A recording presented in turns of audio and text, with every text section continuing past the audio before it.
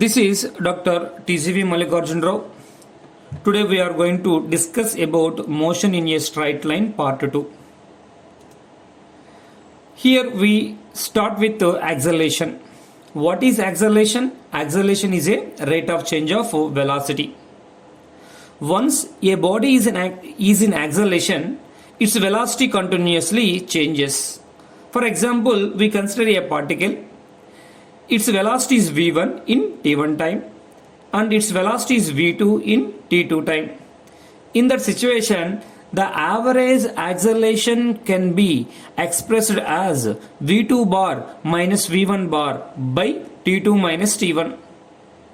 Here acceleration is a vector quantity. Once we said it as a vector quantity, we should give the direction of this vector. Look at this expression. We have v2 minus v1. What is v2 minus v1? It is nothing but change in velocity. That means in what direction we have the change in velocity, in that direction only we have the acceleration vector. Moreover, one thing remember that the direction of velocity vector is independent on direction of acceleration vector. That means acceleration vector direction and velocity vector direction both are independent on each other. Moreover, the SI unit of acceleration is meter per second square. If you measure the average acceleration for particular instant of time, that is equal to instantaneous acceleration. In case of uniform acceleration, that means a body is in uniform acceleration. In this situation, average acceleration is equal to instantaneous acceleration. On the other hand, we have retardation. Okay, already we said that if a body is in acceleration, what we can observe, there is a change in velocity. Here, if the speed of a particle is continuously decreases with time, then the acceleration of the particle is called negative acceleration or retardation. That means if the speed should be decrease with respect to the time. In this situation, the acceleration of the body is called retardation. Remember it, here we are not, while we are defining retardation, we are not consider the velocity. We are mentioned here speed, remember it. Then come to the kinematic relations. Here, in order to describe the motion of a particle, we have some fundamental properties. What are the properties? Acceleration, velocity, displacement. In order to describe, that means in order to correlate these physical quantities, we need some relations. We call that one kinematic relations. Because moreover, certain limitations, that means certain constraints are there for these kinematic relations. What are the constraints? We can use these kinematic relations only if the particle has a constant acceleration. If the particle has the constant acceleration, in that situation only we can use these kinematic relations. We will go with the first kinematic relation, that is nothing but v minus u equal to at. Here v represents final velocity, u represents initial velocity, a represents acceleration, and t for time. It can be derived by using standard definition of acceleration. What is the definition of acceleration? It is nothing but rate of change of velocity.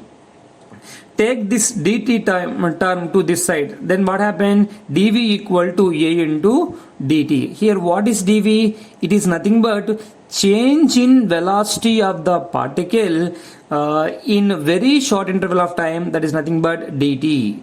Okay, we will integrate this expression over initial and final conditions. You will get the final velocity. Okay, how you will get? For example, initial condition, that is nothing but t equal to 0. In that situation, velocity of the particle is u. At t seconds, velocity of the particle is v. Okay, taking integration on both sides, so you will get integration of dv equal to integration of at. We should remember some integration formulas, that is integration of dx is equal to x. Here integration of dv means v. At the same time a is constant, take in front of the integration, then take the integration of dt, it will become t. Then finally after solving this you will get v minus u equal to at. Remember it. At the same time second kinematic relation. What is second kinematic relation? S equal to ut plus half at square. Here it can be derived by using definition of velocity. What is velocity? V equal to ds by dt. Okay, take this dt to this side, then what happen? ds is equal to v into dt.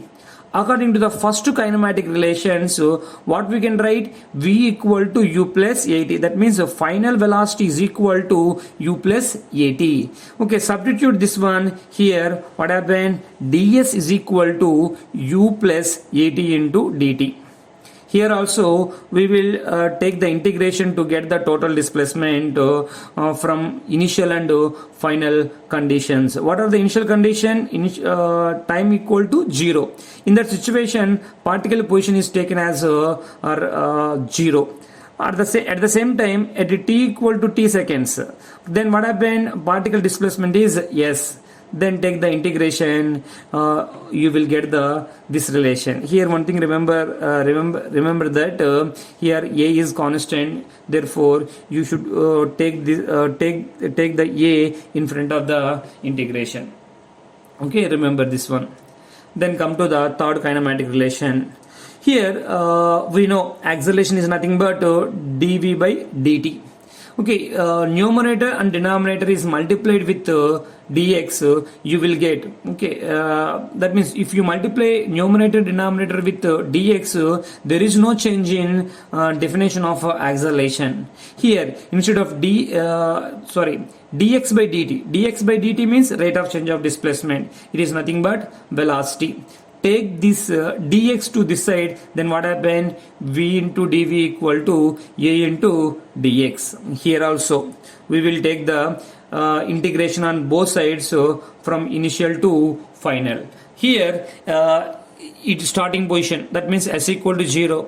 The particle velocity is taken as u at a particular position. Okay, that means a particular displacement.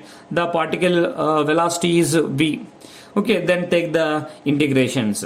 Here this is in the form of integration of x power n.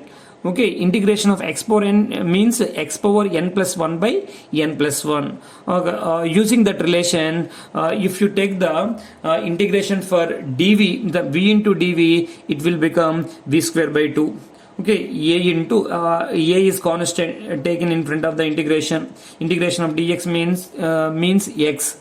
Then substituting limits, you will get the relation v square minus u square equal to 2as.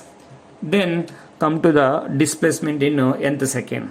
For example, if you take n seconds, the particle displacement in n seconds is Sn, and in n minus 1 seconds the particle displacement is Sn minus 1. Okay, if you write the second kinematic equation for this, what happened? What is the second kinematic relation? S equal to ut plus half at square.